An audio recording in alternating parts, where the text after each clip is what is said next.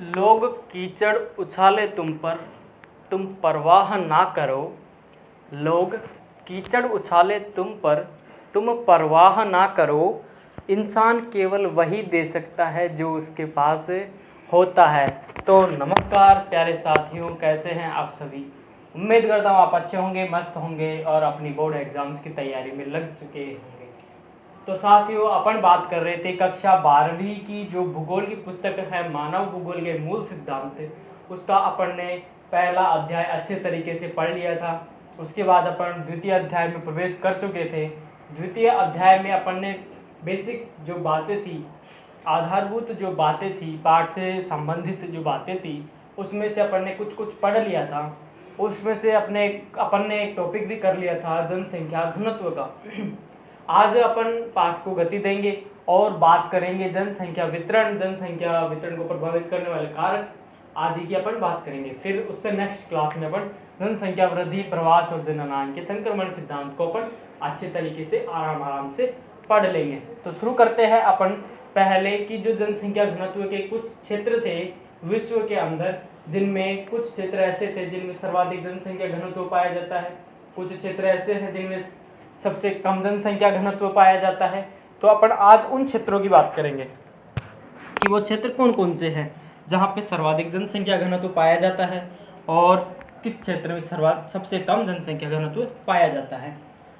तो देखते हैं विश्व के अपन ने जनसंख्या की परिभाषा, जनसंख्या घनत्व की परिभाषा, उसका वो फॉर्मूला था आदि के बारे में पढ़ लिया था। उसके बाद अपन देखते हैं विश्व के कुछ क्षेत्रों का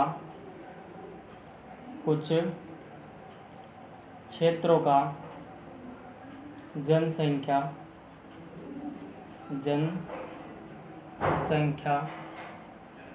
घनत्व।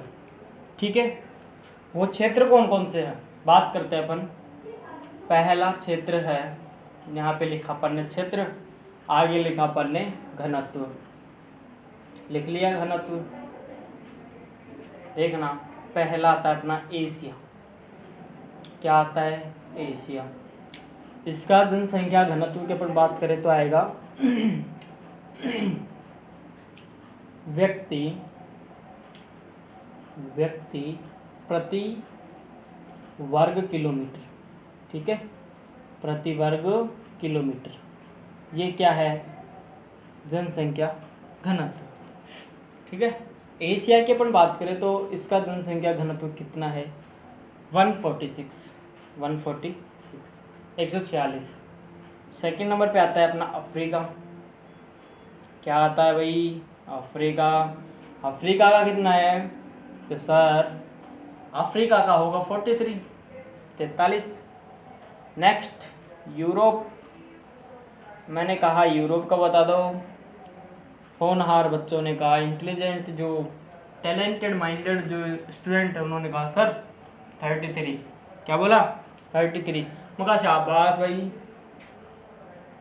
फिर मैंने कहा चलो आगे नेक्स्ट लेवल लेके चलते हैं, तो मैंने लिखा लैटिन अमेरिका एवं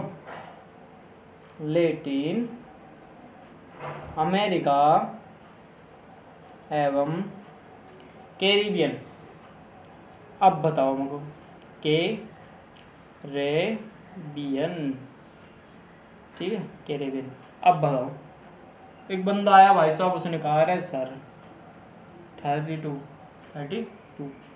हमको सिखा रहे हो यार आप भी है सर, हमको सिखा रहे हो हैं? कोई ना मगर एक और बता दे भाई। फिर मैंने कहा तू उत्तरी अमेरिका का बता दे, उत्तरी अमेरिका का बता दे भाई। मान जाऊंगा भाई साहब तेरे को, तू उत्तरी अमेरिका का और बता दे मेरे को। उसने कहा सर सबसे इजी 20। बिस्किट वाला नहीं है ये, सिंगल 20 है, 20। ठीक, लास्ट में मैंने पूछा कि सबसे कम किसकी है, मेरे को ये बता दो सबसे कम जनसंख्या घनत्व किस क्षेत्र का है, किस देश का है। तो एक ने कहा सर ओशिनिया का। किसका? ओशिनिया। मुझे ये भी बता दे कितना है। उसने कहा सर 5। कितना? 5।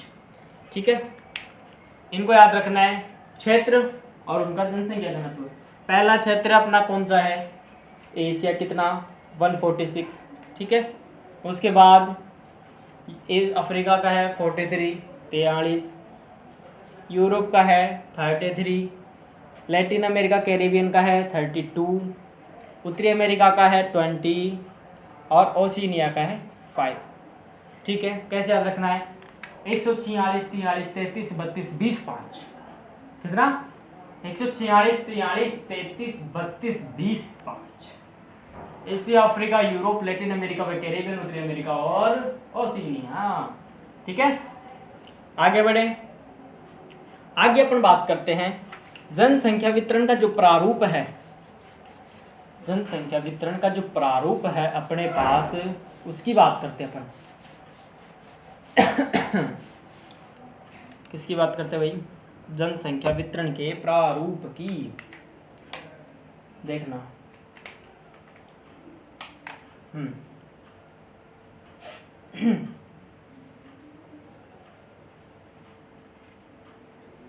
जनसंख्या वितरण का प्रारूप। इससे पहले वाली क्लास में अपन ने क्या पढ़ा था? जॉर्ज बी क्रेसी का एक कथन पढ़ा था अपन ने। उन्होंने स्टेटमेंट में क्या कहा था? उन्होंने क्या बोला था कि एशिया में सबसे अधिक स्थानों पे कम लोग और कम स्थानों पे अधिक लोग रहते हैं। कहा था ना? कैसे? समझो, ये स्थान है एशिया, मान लो इसको एशिया है अपना। इसको मैंने 2 भागों में डिवाइड कर दिया, बांट दिया। ठीक, अब मैं आपसे पूछूं कि इसका नाम रख दिया अपन ने ए और इसका रख दिया मैंने बी। आपसे मैं प्रश्न करूं कि इसमें से बड़ा वाला कौन सा है और छोटा वाला कौन सा है, तो आपका जवाब होगा कि सर ये तो दिख रहा है। क्यों मजे ले रहे हो? दिख रहा है ये तो भाई। हाँ दिख रहा है, बता दो एक बार। सर ए वाला बड़ा है और बी वाला छोटा है। तो मैं ये बोल दूं कि ये अगर अपन इस पूरे भाग को 100% मान के चले, भाई ये पूरा भाग है 100% है, तो मैं इसको 90% बोल सकता हूँ और इसको 10%। भाई ये 100% में 10% ये हो गया और 90% ये हो गया ना। उसके बाद अपन बात करें, जॉर्ज बी क्रेसी ने जो कथन दिया था, जो स्टेटमेंट दिया था, स्टेटमेंट में क्या था कि सबसे अधिक स्थानों पे जगह ज़्यादा, भूमि ज़्यादा, वहाँ पे लोग कम होंगे और कम भूमि पे ज़्यादा लोग होंगे। अर्थात जो ये 10% भूमि है, यहाँ पे कितने लोग निवास करते हैं? 90%। ठीक है, और जो ये 90% भूमि है, इस पर कितने लोग निवास करते हैं? 10%। Concept clear? यही है जॉर्ज बी क्रेसी का स्टेटमेंट, यही बात उन्होंने कही है। ठीक है, एक आगे अपन बात करें, नेक्स्ट बात क्या है? जनसंख्या वितरण होता क्या है?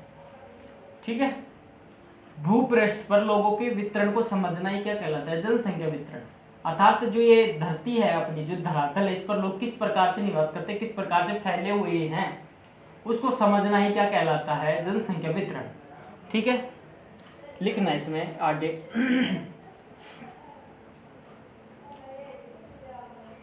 जनसंख्या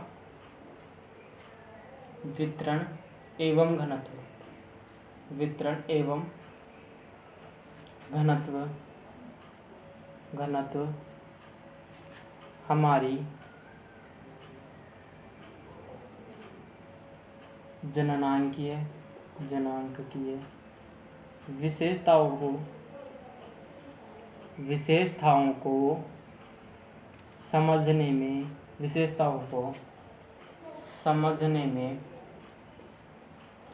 में क्या करता है? सहायता प्रदान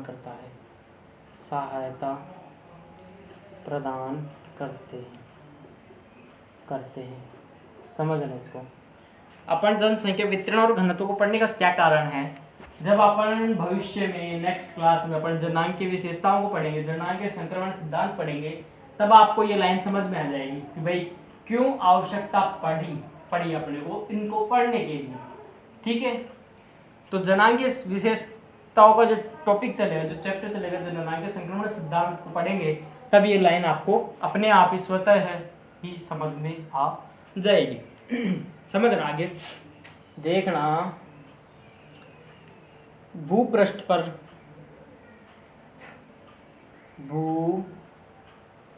पृष्ठ पर लोगों के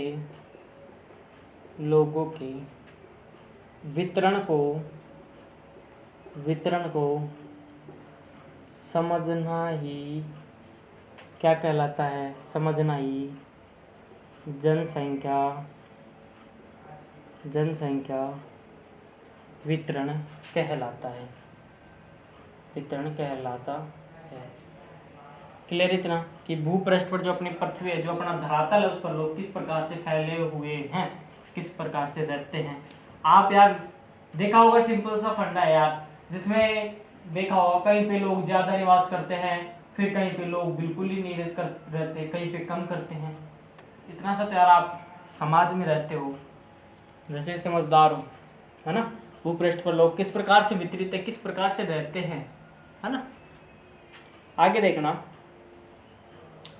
आगे अपन बात करें उससे पहले एक चीज समझो कि विश्व के 10 सर्वाधिक जो 10 देश हैं, विश्व के अंदर 10 देश ऐसे हैं जिनमें कुल जनसंख्या का 60% जनसंख्या उन 10 देशों में निवास करती है। समझना, विश्व के अंदर 10 देश ऐसे हैं जिनमें कुल जनसंख्या का 60% हिस्सा क्या करता है? रहता है। 10 देशों में 60%, पूरे विश्व की 60% जनसंख्या रहती है 10 देशों में। बाकी जो देश है उनमें 40% रहती है। मजे की बात यह है कि जो 10 देश है, इनमें से भी 6 देश किस महाद्वीप के हैं?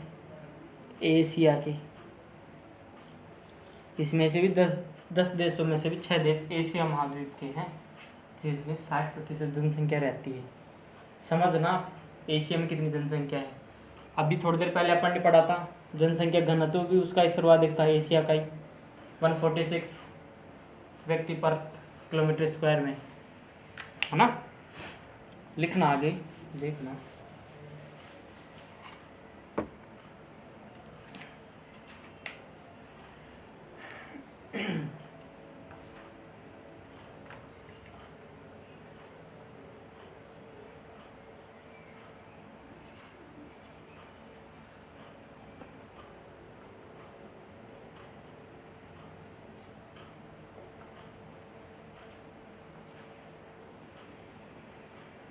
दस देश ऐसे हैं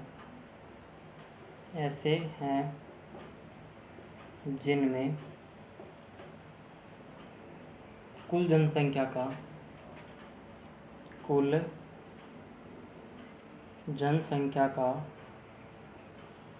60% कुल जनसंख्या का 60% जनसंख्या निवास करती है। जनसंख्या क्या करती है? निवास करती है। ठीक है। विश्व में 10 देश ऐसे हैं जिनमें कुल जनसंख्या का 60% हिस्सा या 60% जनसंख्या क्या करती है? निवास करती है। उनमें से भी, नोट लगा के लिख लो आप तो, इन 10 देशों में से भी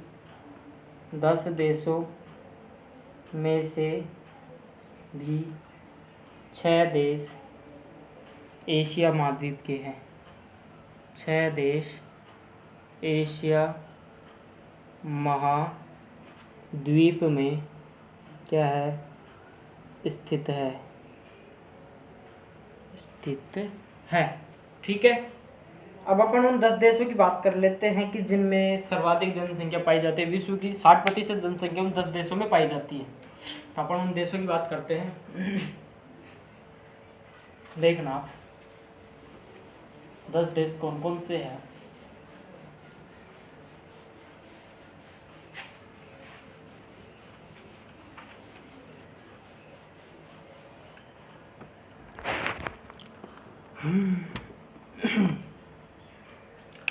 पहला आता है अपना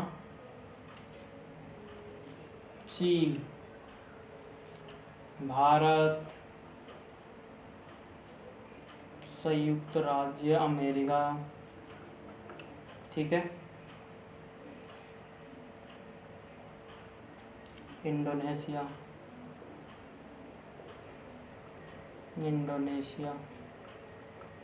ठीक है, 4th नंबर, 5th नंबर पे आता है। एक मिनट, थोड़ा सा मैं पानी पी लेता हूँ एक बार।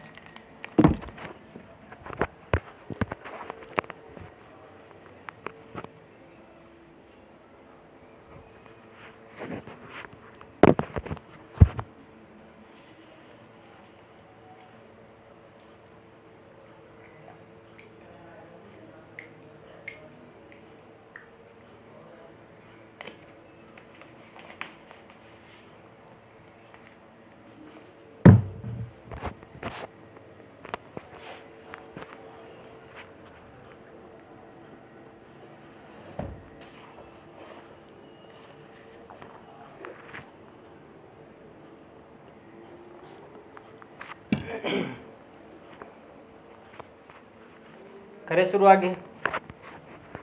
पानी पी लिया है मैं।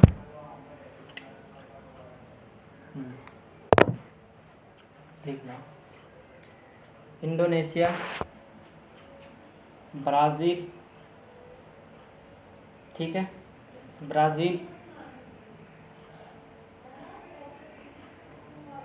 पाकिस्तान, नाइजीरिया,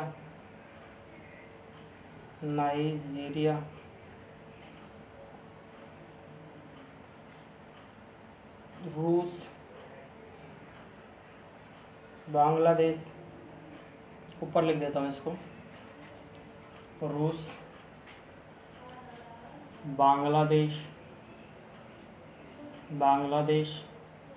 एंड लास्ट में आता है मैक्सिको, ठीक है, मैक्सिको हो गया। इनमें से अपन बात करें कौन सा कहाँ पे है ना, यहाँ से देखो, एशिया में, ठीक, एक एशिया में कितने हो गए अपने, 4, 5, 6, 1, 2, 3, 4, 5 और 6। ये कहाँ पे स्थित है, एशिया महाद्वीप में। कहाँ पे है, एशिया महाद्वीप में स्थित है, ठीक है। अभी अपन ने पढ़ा था ना, जो अत्यधिक सघन जनसंख्या वाले जो 10 देश हैं, उनमें से 6 देश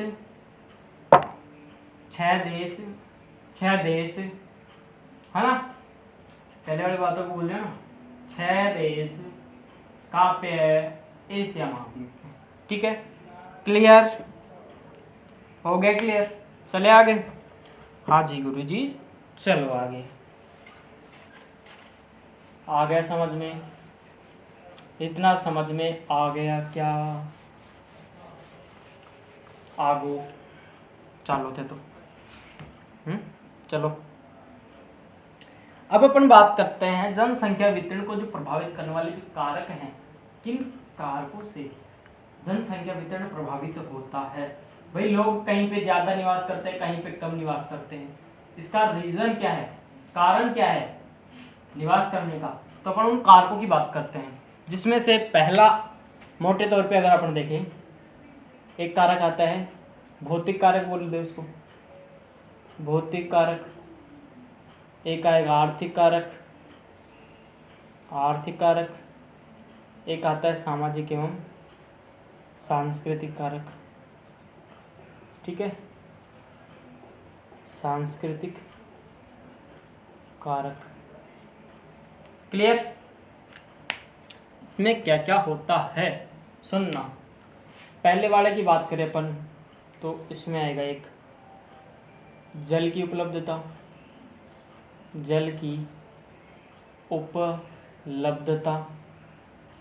ठीक, भू आकृति, जलवायु, नेक्स्ट आता है मृदाएं, ठीक है ना। बात करें अगर अपन इसकी आर्थिक कारक की, तो इसमें आते हैं खनिज, औद्योगिक, नगरीकरण और लास्ट में आता है औद्योगिकरण।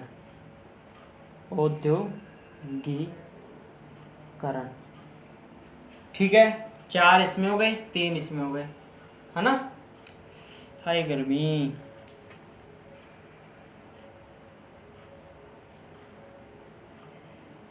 ठीक है, अब अपन एक बार फटाफट से इनको मौखिक रूप से समझ लेते हैं। भौतिक कारक होते हैं, जनसंख्या वितरण को प्रभावित करने वाले जो भौतिक कारक होते हैं उसमें से पहला आता है जल की उपलब्धता। अर्थात समझना, जल जीवन के लिए महत्वपूर्ण कारक है, महत्वपूर्ण तत्व है एक प्रकार से। भाई जल के बिना अपन कितने दिन रह सकते हैं, जल के बिना नहीं रह सकते अपन।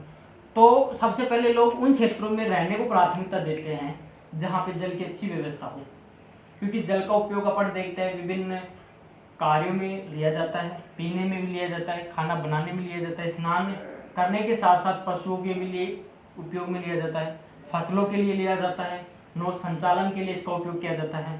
तो जल क्या है, महत्वपूर्ण कारक है लोगों के रहने के लिए। लोग जिस स्थान पर रहें वहाँ पे जल की अच्छी सुविधा होनी चाहिए। ठीक है, लोग प्राथमिकता उन क्षेत्रों में रहने को ज़्यादा देते हैं जिन क्षेत्रों में जल आसानी से उनको उपलब्ध हो सके।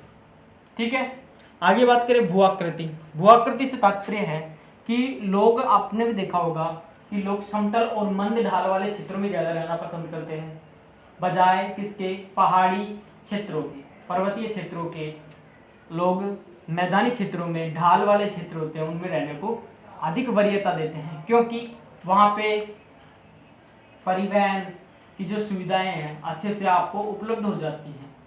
ठीक है, फसल वगैरह भी अच्छे प्रकार से अपन वहाँ पे उत्पादित कर सकते हैं, जबकि अपन पहाड़ी क्षेत्रों में नहीं कर सकते, क्योंकि वहाँ पथरीली जमीन होती है, पथरीली जो भूमि होती है वहाँ पे कृषि करना लगभग असंभव सा कार्य हो जाता है, बहुत ही कठिनाई से कृषि कार्य किया जाता है।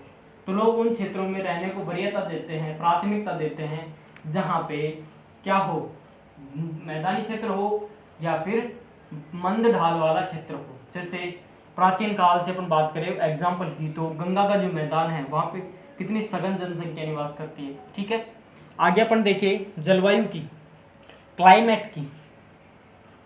जलवायु से क्या है कि अगर मैं आपको बोल दूं या आपको मैं सबसे गर्म क्षेत्र में रहने के लिए छोड़ दूं, जहाँ आप गर्मी दिन देखो रात देखो, गर्मी गर्मी, टेम्परेचर 50 से नीचे आए ही नहीं यार, वहाँ पे आप कितने दिन रह जाओगे, 2 दिन 4 दिन। टेम्परेचर जाए वहाँ पे 70 डिग्री 100 डिग्री, कितने दिन रह लोगे यार, आप नहीं रह सकते ना भाई। कभी तो ठंडी का एहसास होना चाहिए ना भाई, दिन में गर्मी है तो रात में तो थोड़ा एहसास, राहत मिलनी चाहिए। 70 डिग्री 60 डिग्री तापमान में कौन रह सकता है बिना एसी के, वहाँ पे एसी कूलर फैल है यार, तो नहीं रह सकते। यदि मैं आपको बिल्कुल ठंडे जहाँ पे टेम्परेचर -50 डिग्री 60 डिग्री हो वहाँ पे छोड़ दूँ, तो वहाँ पे भी आप नहीं रह सकते। क्यों नहीं रह सकते, क्योंकि जो रहने के लिए जो अनुकूल दशाएं हैं वो अपने को उपलब्ध नहीं हो रही है, वो अपने पास अवेलेबल नहीं है। तो मनुष्य वहाँ पे रहना बहुत विषम परिस्थितियों में जरूर रह सकता है। वैसे मौसमी जलवायु की आवश्यकता होती है उसको निवास करने के लिए, अपनी आवश्यकताओं की पूर्ति के लिए, जीवन यापन के लिए। तो लोग उन क्षेत्रों में रहने को वरीयता देते हैं जहाँ पे मौसम क्या हो, ना तो ज़्यादा ठंडा ना ज़्यादा गर्म, मौसमी दशाएं हो रहने के लिए। ठीक है, जैसे बात करें अपन जो भूमध्य सागरीय प्रदेश है वो क्या प्राचीन काल से ही है, जलवायु के कारण अच्छा है, सुविधाजनक है, सुखद पूर्वक है, तो लोग उन क्षेत्रों में निवास करते हैं। बात करें अपन मृदाएं, मनुष्य क्या करता है, प्राचीन काल में खेती करता था, फसल उत्पादित करता था, उससे अपना जीवन यापन करता था। तो उस टाइम पे क्या होता था कि लोग उन क्षेत्रों में ज्यादा रहना पसंद करता था जहाँ पे भूमि क्या हो, उपजाऊ हो, जलोढ़ मृदा हो, जलोढ़ दोमट मिट्टी हो, दोमट मिट्टी हो, उपजाऊ मिट्टी हो। लोग उन क्षेत्रों में रहने को वरीयता देते हैं क्योंकि फसल उत्पादित करके, अन्य कार्य करके अपना पेट पाल सके, जीवन यापन कर सके, जीवन यापन करने में कोई कठिनाई ना हो। ठीक है, बात करें अपन आर्थिक कारक की, आर्थिक कारक में आता है खनिज। ठीक है, क्या होगा कि जिस क्षेत्र में खनिज अपने को उपलब्ध होता है, खनिज अगर किसी क्षेत्र में अपने को मिल जाता है तो क्या करता है, उद्योगों को अपनी ओर आकर्षित करता है, करेगा, उद्योगों को अपनी ओर आकर्षित करेगा। स्वाभाविक सी बात है, जिस क्षेत्र में मान लो आपके गांव में तांबा निकलने लगे, तांबे की खोज हो जाए, तो क्या होगा, बड़ी बड़ी कंपनी आएंगी तांबा निकालने के लिए, आएंगी ना। तो उसने क्या किया, कंपनी को, उद्योगों को क्या किया, अपनी ओर आकर्षित किया ना। उसके साथ साथ क्या होगा, जैसे उद्योगों से और खनिज और जो औद्योगिक गतिविधियां होंगी उससे, तो क्या होगा, रोजगार उत्पन्न होगा। रोजगार उत्पन्न होगा तो क्या होगा, जो कुशल अर्धकुशल जो श्रमिक है, कर्मी हैं, वो इन क्षेत्रों में जाएंगे और क्या कर देंगे, जनसंख्या को सघन कर देंगे। ठीक है। दूसरा कारक है अपने पास नगरीकरण। नगरीकरण में क्या होता है कि जो लोग होते हैं,